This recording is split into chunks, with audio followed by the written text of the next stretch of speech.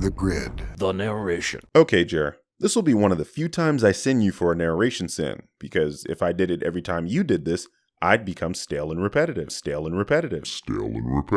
But this is a sequel to a film from nearly 30 years prior. Even diehards of the original film need a bit of refreshing. Also, half a sin off for not saying 50 seconds of logos. But I'm giving you half a sin for making the idea that you don't sin a movie for the logos a positive thing. There are these disc battles fought in spectacular arenas and cycles that raced on ribbons of light. Well, as spectacular as 1982 computer and backlit animation would allow. That's funny, considering that film is infamous for the AMPAs refusing to nominate the film for the Best Special Effects Award that year because they considered it cheating for using computers. It was that good. And I called him Clue. Well, Avatar. You created an avatar. Actually, that's wrong. Clue does look like Flynn in the original Tron, but he isn't an avatar. Clue was a program in that film, and Flynn still operated by using his actual avatar in the digital world. Also, this exposition works perfectly as a bedtime story because it's guaranteed to put us all to sleep. This is always something I'll never understand about you, Jeremy. You complain when the movie attempts to explain something to you, and if it doesn't, you endlessly whine about the movie not explaining everything to you. Encom CEO and video game icon Kevin Flynn has disappeared. Good grief, is this entire movie exposition? Not even 5 minutes in, and we follow a full minute of bedtime story with another full 2 minutes of television ghost graveyard news broadcast to jam even more knowledge into your brain space. Considering how you need your handheld when you watch movies. No, that's it. That's the new cliche every time you bitch about exposition. Because if they didn't, you'd be like, "What happened to Flynn? Why is Sam an orphan? God damn it, they're trying to tell you right now." He was best known for designing Tron and Space Paranoids, the two best-selling video games in history. Clearly, Cool Spot did not exist in this universe. Whoa. Casually dropping a Cool Spot reference in this video? Okay, one sin off. Luckily for Sam and the camera operator, these cars are perfectly spaced for Sam to bob and weave his motorcycle through. Well, it's a motorcycle. They legitimately don't need cars to be spaced so that they can weave through them. This works? Are you serious, dude? You don't know that lasers can seriously damage cameras? No, that's ignorant. Also, I don't care if Sam's been hitting Planet Fitness for years. There's no way he's still going that fast after 60 flights of stairs in jeans, a leather jacket, and wearing a parachute backpack. Well, first of all, if he were going to Planet Fitness, he wouldn't be fit, because only fat people go there so they can have a safe space to eat pizza. Second, not everyone is as out of shape as you are, buddy. As a former student athlete, I personally know guys that laugh at stairs, as we ran them for hours in full football pads. I was not one of those guys laughing at the stairs. Given the prices that we charge to students. Man, this dude discount Michael Douglas's so hard that I had to look that up to confirm it's not him. I said the same thing when I saw that. OS 12 is the most secure operating system ever released. The idea of sharing our software or giving it away for free disappeared with Kevin Flynn. Man, we're able to squeeze a massive amount of condescending dickishness into one scene. Well, you just stated that the movie was wasting Cillian Murphy a second ago. The movie wastes a perfectly good Cillian Murphy by not making him the bad guy, or even having him in the rest of the movie. Even though this area of town is super f***ing run down and abandoned all these years later, you're going to tell me that no one ever sold or looted these arcade machines, and they still work? Aside from the fact that this building is gated and has a locked door, arcade cabinets are actually surprisingly resilient. As long as they don't have vector monitors and are using the superior raster monitor, they should definitely still be working. Wait! I'm not a program! Both movies tell us that these are the best and most sophisticated computer systems ever, but they can't immediately tell the difference between a user and a program. Considering you thought Clue was an avatar instead of a program earlier, this sounds mighty strange coming from you. Why are these fembots just staring and waiting? Is there a line in their code that programs for maximum creepiness? This is another example of you manipulating a scene in order to get a sin. The programs don't just stand there waiting. Here's the full scene for context.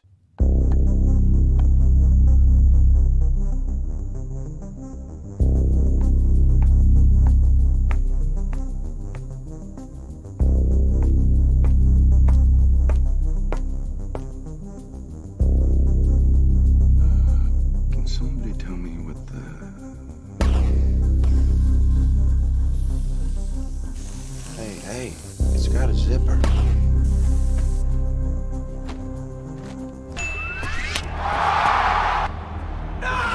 Man, sure was nice of Sam's opponent to wait attack until after Sam was able to see that expositional deletion. They're polite but firm in this universe. Well, unfortunately, I am not so polite and far more nitpicky. So this sin is for your subtitles saying wait and attack, but you saying wait attack.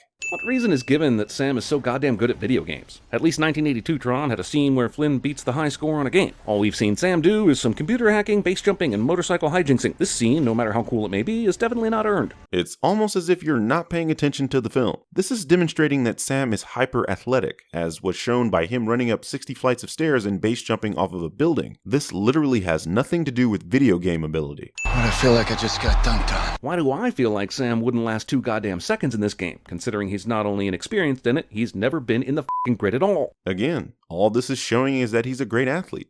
This is a glorified game of dodgeball with a dash of ultimate frisbee. Excellent words, sir. The crowd seemed quite energized. It wasn't meant for them. It was obviously meant for the movie audience, because this movie is much more interested in boring exposition than actual troning.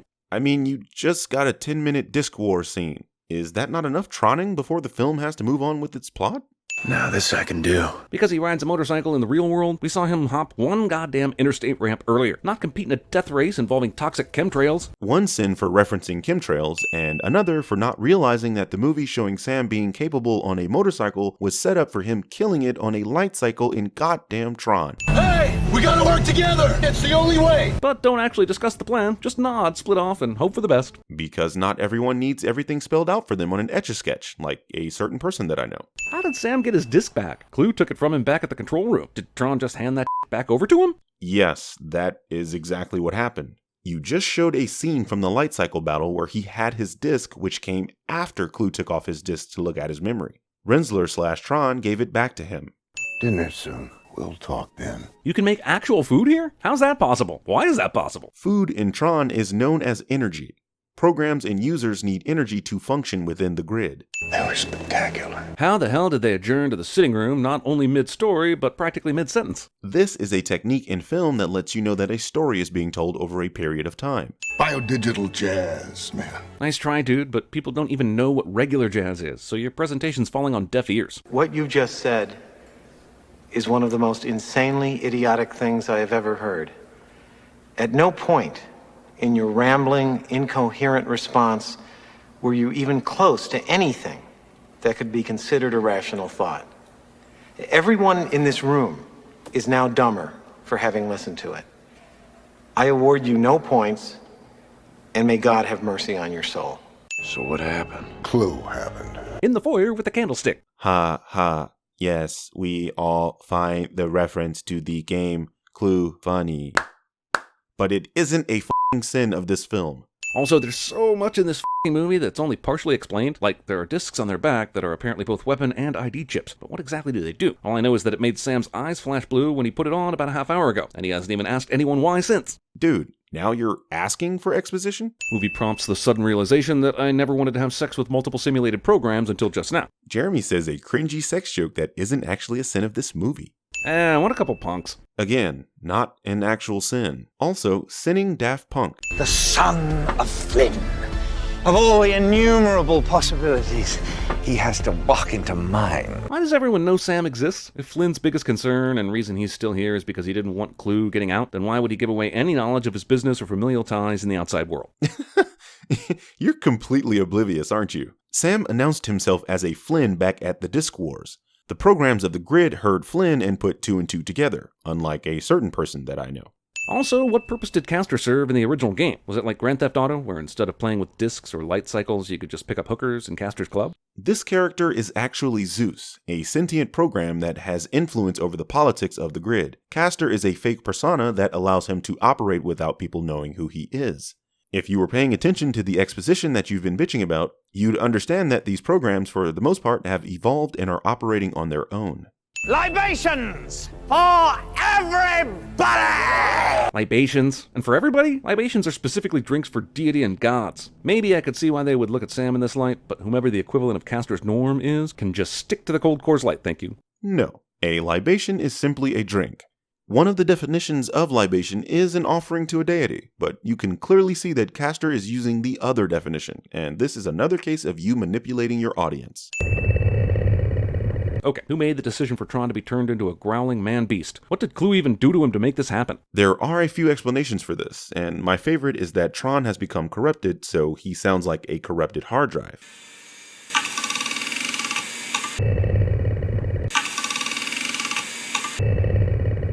And you'll need a forged disc. Not easy these days. If you say so, discount albino matrix twin. The truth is, we know so little about how those discs work, it's almost like nonsense anyway. The discs were explained in this film and in Tron. They're weapons and they store information. Jesus. So, Agent Orange crashes through the roof and everyone panics, but the DJs are just like, oh, we totally have a groove for this. Sinning Daft Punk. Again. The game has changed, son of Flynn! Well, suck my disc, you son of a glitch. Alright, you got me with that one. Why is Flynn's sanity here just now stepping into this fight and using whatever these god powers are? He rode with Korra, alright? If he can Neo this Matrix that hard, why not lead with it? Because this is what he has Korra for, and by joining the fight, he risks losing his identity disc, which is exactly what happens in this scene.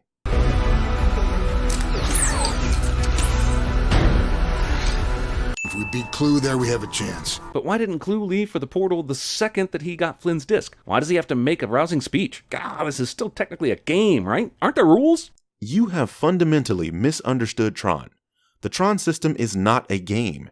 It is an artificial environment for experimentation that can be done in an accelerated time frame. The video game Tron is based on the original movie, and that's what's confusing you. This unequivocally proves that you do not actually watch the movie. Ice caps are melting. War in the Middle East. Lakers Celtics back at it. No mention of Robert Pattinson and Kristen Stewart making it official, the beginning stages of One Direction, or the Lady Gaga meat dress. Why is Sam leaving out all the important events? This movie began filming in April 2009 and ended in June. The first time Stewart and Pattinson acknowledged their relationship was in 2012, and Lady Gaga wore that dress in September 2010. For making me reveal to the world that I know these events by heart, 15 cents. What is this? Oh, just another unnecessary plot device that pads the runtime. Unnecessary? Unnecessary? Earlier you mentioned that Clue doesn't have enough resources to take over the real world. Even though he's got a bunch of minions lined up, how is he for sure going to take over the world? It's a decent army, but it's not even the size of, like, the NYPD. And now you get a scene addressing that specific criticism, and you say it's unnecessary? Turn the damn movie off, you're drunk. I've seen what users are capable of, Clue. You don't belong with them. What exactly are users capable of doing? Playing Uncharted for 72 hours straight while ingesting Ho-Hos and Dr. Pepper? Excuse me, but it's Doritos and Mountain Dew. Ho-Hos and Dr. Pepper don't even go together. I don't think this is a good idea! So you've got a hotshot kid in the rear gunner chair in a space battle? I think what you mean to say is I've got a bad feeling about this. We have now reached the point in this CinemaSins video where Jeremy has run out of actual sins and is now making pop culture references to assure this video is over 10 minutes. No! You don't look so bad! Well, maybe for 2010, but Flynn should try watching this movie now. Actually, I'd say he doesn't look so bad, considering this is a movie from almost 10 years ago. This twist is remarkable for being extremely obvious and somehow at the same time completely incomprehensible. I'm sorry, but that does not compute. If it's completely incomprehensible, how the hell is it extremely obvious? Your ability to contradict yourself in only one sentence is incredible. Since when can you wear someone else's disc? Can someone please do an explainer on how this technology works? You can wear another's disc considering they're all the exact same size and shape. It doesn't mean it'll work for the wearer, but you can obviously wear it. That's like asking why can you hold someone's iPhone X in your hand? You can't use their Face ID, but you can definitely hold it. Come on. I want to show you something. Tell me he doesn't mean his Tron. Jeremy says boner.